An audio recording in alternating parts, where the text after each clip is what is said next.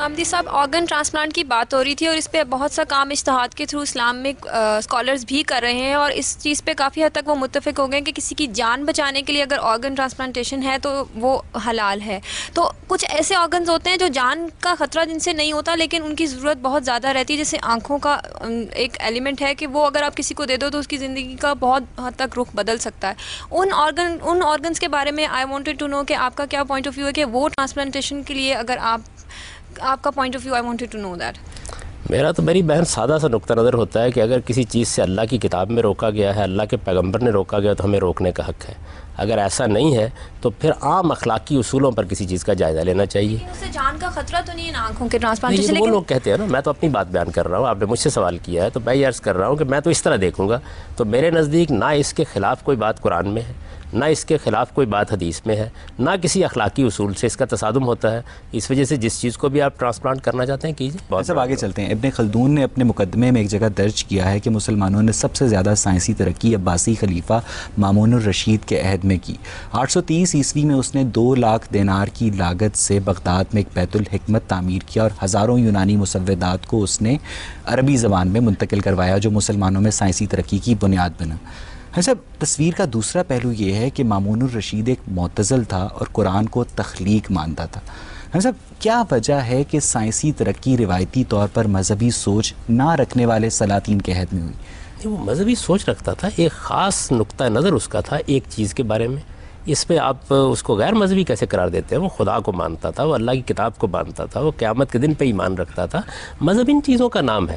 قرآن مجید مخلوق ہے یا غیر مخلوق ہے، یہ کلامی مسئلہ ہے. ایک زمانے میں لوگوں نے اپنی حماقت سے اس کو پیدا کر دیا، اس کو آپ پورا مذہب بنا دیتے ہیں. مذہب نام ہے اس چیز کا کہ ہم سب کو ایک دن اپنے پروردگار کے حضور میں جواب یہ ہے کہ وہ تقدیر کے نظریہ جبر کا نہیں، نظریہ قدر کا قائل تھا. ہم سب اب جو سائنس ہوتی ہے وہ چیزوں کے کازز ڈھونڈتی ہے، لیکن جو نظریہ جبر کے حامی لوگ ہوتے ہیں وہ کازز میں زیادہ نہیں پڑتے، وہ کہہ دیتے ہیں کہ یہ خدا نے بنایا ہے. مطلب یعنی انکلینیشن نظریہ قدر کے لوگوں کی سائنس کی جانب اور نظریہ جبر کے لوگوں کی مذہب کی جانب زیادہ ہوتی ہے. دونوں انتہائیں ہیں، دونوں غلط ہیں. قرآن مجید نے اس کے بالکل برعکس ایک نہایت متوازن تصور دیا ہے. اس نے بتایا ہے جبر کے مواقع کیا ہیں، اس نے بتایا قدر کے مواقع کیا ہیں. تو یہ 2 انتہائیں ہیں. انسان کا سب سے بڑا مسئلہ یہ ہے ایسی سائنسی ترقی کسی نظریہ جبر کے حامی بادشاہ کے دور میں کیوں نہیں ہو سکی؟ میں تو نظریہ جبر کا حامی نہیں ہوں، نہ میں قرآن کو نظریہ جبر کا حامی سمجھتا ہوں.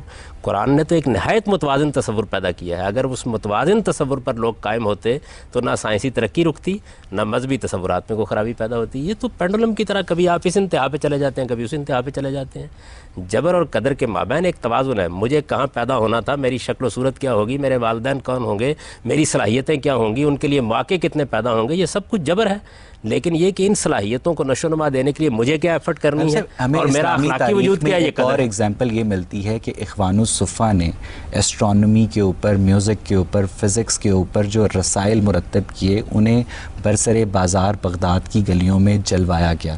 ہم سب یہ 11ویں یا 12ویں صدی کا واقعہ اور اس کے بعد سے ہی مسلمانوں کا سائنس کی دنیا میں ڈاؤن فال شروع ہو گیا. ہم سب کیسے دیکھتے ہیں آپ اس بات؟ اس طرح کے واقعات کے بارے میں دیکھیے، تاریخی روایات ہوتی ہیں، بہت سی تاریخی روایات اس کی تردید کرتی ہیں، بہت سی تاریخی روایات اس واقعے کو بیان کرتی ہیں. اگر ایسا ہوا ہے تو یقیناً ایک برا کام ہوا ہے. میں مسلمانوں کے تمام افعال و اعمال کی ذمہ داری قبول نہیں کرتا. انہوں نے اچھے کام بھی کیے ہیں، انہوں نے برے کام بھی کیے ہیں. وہ آج بھی اچھے کام کرتے ہیں، وہ آج بھی برے کام کرتے ہیں. اس وقت جس طرح انسانی جانوں کو لیا جا رہا ہے، جس طرح دہشت گردی ہو رہی ہے، جس طریقے سے آپ اسلامی حدود کی خلاف ورزی کر رہے ہیں، ظاہر ہے اس کی کون تائید کرے گا. مسلمان جس طریقے سے اخلاقی پستی میں گر گئے ہیں کہ ان کی بنائی ہوئی دوا پر بھی آج اعتماد نہیں کیا جا سکتا، یہ کیا چیز ہے؟ تو اس وجہ سے مسلمانوں کے اعمال افعال کی بنیاد پر مذہب کا جائزہ نہیں لیا جائے گا. مذہب کی کتاب ہمارے پاس موجود ہے، وہ قرآن مجید ہے، اس کو ہم دیکھیں گے. وہ بتائیے کہ کیا بات کہتی ہے، اس کی ہر بات کی مدافعت کرنا میری ذمہ داری. پروگرام تک موقوف کرتے ہیں. ناظرین، اختلاف اگر علمی ہو تو غور و فکر کے نئے دروازے کھولتا ہے، مگر اگر تعصب پر مبنی ہو تو یہ دروازے بند کر دیتا ہے.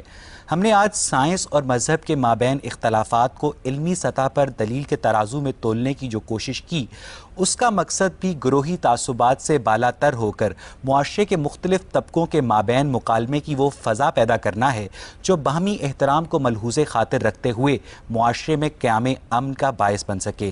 مذہب کے سائنسی پہلو اور سائنس کے اخلاقی جواب الفاظ اگر انسانوں کے مابین نقطہ اتفاق نہیں تو قصور مذہب یا سائنس کا نہیں بلکہ سائنس کے مذہبی اور مذہب کے سائنسی استعمال کا ہے، کیونکہ سائنس کا مقصد انسان کی زندگی کو باسہولت بنانا اور مذہب کا منشا انسان کی موت کو زندگی دینا ہے۔ سائنس اور مذہب سے متعلق اس گفتگو کو ہم اگلے پروگرام میں اپنے شرکا اور محترم جاوید احمد غامدی کے مابین جاری رکھیں گے، مگر تب تک کے لیے مجھے اور پروگرام غامدی کی پوری ٹیم کو اجازت دیجیے۔ خدا حافظ۔